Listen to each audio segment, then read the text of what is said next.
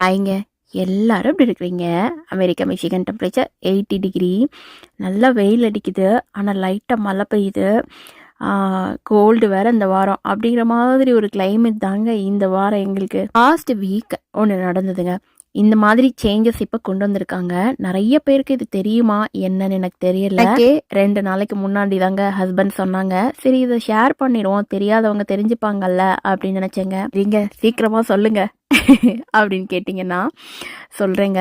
அதுக்கு முன்னாடி நேற்று நைட்டு டின்னருக்கு பார்த்தீங்கன்னா வந்துட்டு கடலைப்பருப்பு தோசை சாப்பிட்ணுன்னு ஆசை வந்துருச்சு. சரி கேட்டாங்க. ஒரு 2 ஹவர்ஸ்க்கு முன்னாடியே ஊற வச்சு கடலைப்பருப்பு தோசையை கொஞ்சம் ஹெல்தி வேல பண்ணியிருக்கேன்.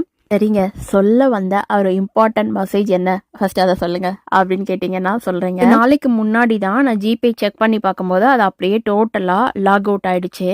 ஸோ திரும்ப வந்து பாஸ்வேர்ட் கொடுத்து ரெக்கவர் பண்ணணும். இந்த மாதிரி யூஎஸ் வேறு கண்ட்ரீஸில் இருக்கவங்களுக்கு தெரியுங்க. கோடு வந்து நமக்கு ஓடிபி வர்றதுக்கே நம்ம என்ன பண்ணுவோன்னா, இப்போ ஏர்டெல் இந்த மாதிரி ஏதாவது ஒரு சிம்மை வந்து நம்ம வந்து இயர்லி ஒன்ஸ் வந்து நாங்கள் பேமெண்ட் பண்ணி ஆக்டிவேட்லேயே வச்சுட்டே இருந்தோம்.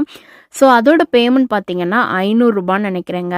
ஸோ நாங்கள் வந்து இயர்லி ஒன்ஸ் பேமெண்ட் பண்ணோன்னா எங்களுக்கு ஓடிபி இந்த மாதிரி இதுக்கெல்லாம் யூஸ் ஆகிக்கும்.